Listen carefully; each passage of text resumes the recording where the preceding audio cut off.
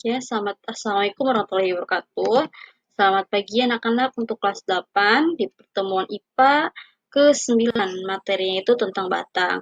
Ini materi lanjutan dari bab 3 yang kemarin sudah Ibu bahas, yaitu tentang akar. Ingat ya, organ utama pada suatu tumbuhan itu kan ada akar, batang, dan daun. Ini kita udah masuk ke bagian 2, yaitu bagian batang. Untuk kemarin yang bagian akar sudah selesai. Oke, untuk pertemuan kali ini kita awali dengan baca doa.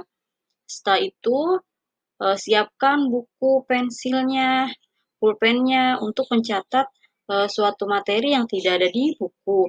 Nanti di akhir pertemuan ini di suatu awal bulan nanti ada perkumpulan suatu buku-buku tulis kalian nanti dikumpulin ya. Oke, lanjut. Tentang pengertian batang, batang itu berasal dari bahasa Latin, yaitu valius, yang merupakan salah satu organ dasar pada tumbuhan berpembuluh.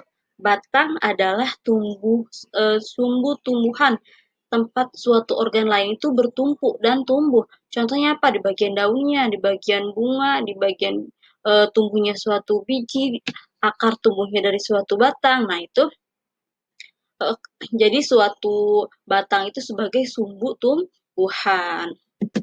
Nah, fungsi suatu batang, fungsi untuk apa nih batang? Sebagai penopang tumbuhan sehingga tetap dapat berdiri dengan tegak. Pendukung bagian-bagian lain pada tumbuhan seperti daun, bunga, dan juga buah. Karena jika tidak ada batang, bagian ini tidak bisa hidup. Menjadi alurnya transportasi air dan zat makanan yang dihasilkan dari fotosintesis. Ingat ya, yang dihasilkan dari fotosintesis itu akan dialirkan lagi ataupun diangkut oleh jaringan pembuluh yang bernama floema phloem nih. Ya, jangan sampai ketuker ya. Kalau yang namanya silem itu dari akar menuju ke bagian batang. Kalau floem itu dari hasil proses fotosintesis atau biokimia itu nanti langsung disalurkan ke bagian daun, batang, maupun ke bagian akar. Sebagai pembantu proses pernapasan tumbuhan, karena oksigen dapat masuk ke lentisel atau ke inti sel, ataupun ketika adanya proses fotosintesis, nah nanti di situ adanya oksigen yang keluar dari suatu tumbuhan. Tempat melekatnya daun ataupun bunga dan buah sebagai alat perkembangan dengan cara vegetatif maupun secara cangkok ya, sebagai tempat menyimpan cadangan makanan ataupun tumbuhan seperti apa sagu tuh ya, bagian-bagian tumbuhannya. Sifat-sifat suatu batang. Yang pertama itu ada pertumbuhan batang pada umumnya tidak terbatas ya. Ada yang kecil, ada yang besar, tinggi. Nah, itu tidak adanya keterbatasan untuk suatu tumbuhan itu tumbuh. Terus batang itu memiliki sifat arah pertumbuhan ke atas dan menuju cahaya atau bersifat fototropil ya. Jadi suatu tanaman ataupun suatu tumbuhan itu akan tumbuh mengikuti alur cahaya.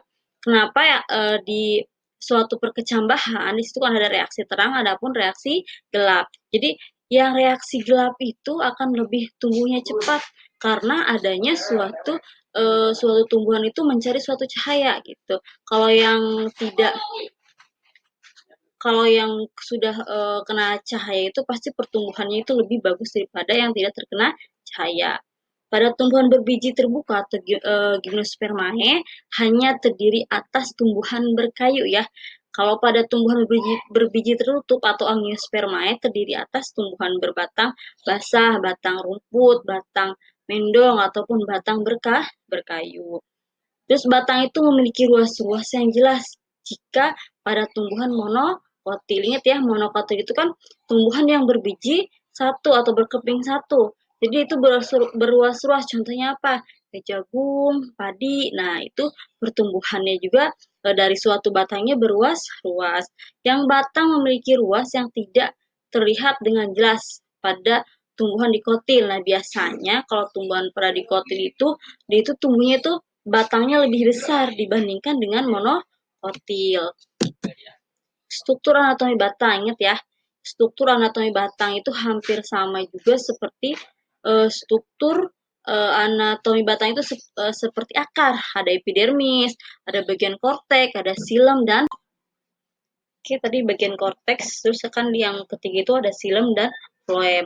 Nah, untuk silem dan floem itu sama ya, di akar juga memiliki apa jaringan silem maupun floem. Nah, pada batang terdapat kambium yang menghasilkan unsur-unsur silem ataupun kayu ke arah dalam dan menghasilkan unsur-unsur floem. Jadi, kalau yang di bagian suatu batang itu silem itu adanya di bagian dalam yang terdalam.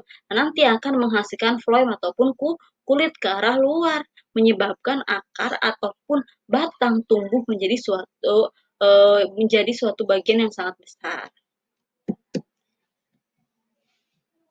Terus yang terakhir itu ada empelur. Empelur itu pada bagian tengah batang terdapat empelur yang berfungsi sebagai tempat penyimpan zat-zat makanan ataupun cadangan makanan bagi tumbuhan. Nah, di sini ini batang tumbuhan dikotil. Nah, kan ingat ya, suatu batang itu ada monokotil ataupun dikotil.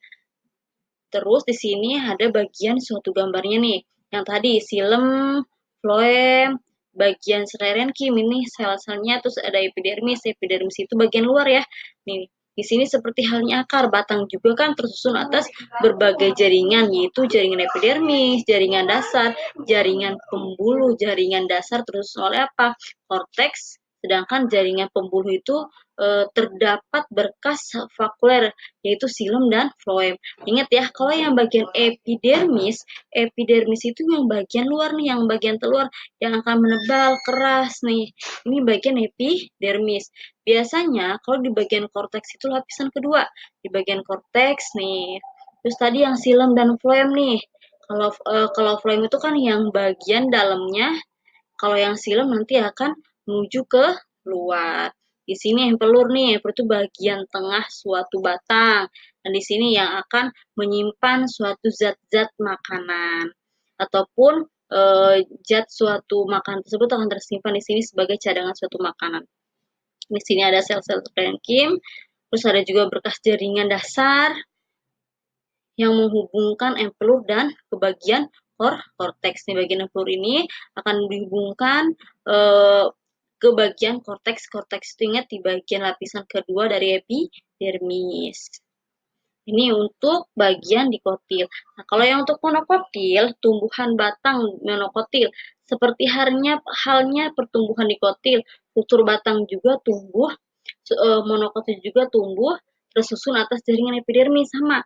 Ada bagian luarnya, ada bagian dasarnya, ada jaringan pengangkutnya, ataupun ada juga berkas pembuluh nih.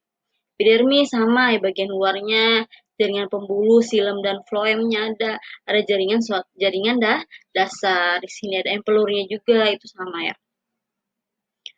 Oke, untuk tokennya, untuk token di pertemuan yang ke-9 itu adalah IPA Ayo Belajar ya. IPA dipisah ya, IPA spasi Ayo Belajar. Ingat ya, untuk pertemuan dari kemarin-kemarin juga itu ada suatu materi yang tidak ada di buku. Jadi jangan lupa untuk dicatat. Nanti ada ujian-ujian juga, ataupun ada ulangan yang tidak ada di buku itu pasti Ibu sangkutin ke UTS kalian atau ke bagian UAS, itu jadi dipelajari, oke? Nah, untuk pertemuan ke-9, ingat ya, bahwa bahwa suatu pembelajaran itu harus dicatat. Kalau nggak dicatat nanti lupa, awas ya. Nanti ada pengumpulan buku di akhir-akhir semester. Oke, terima kasih. Assalamualaikum warahmatullahi wabarakatuh. Untuk pertemuan ke-9, terima kasih.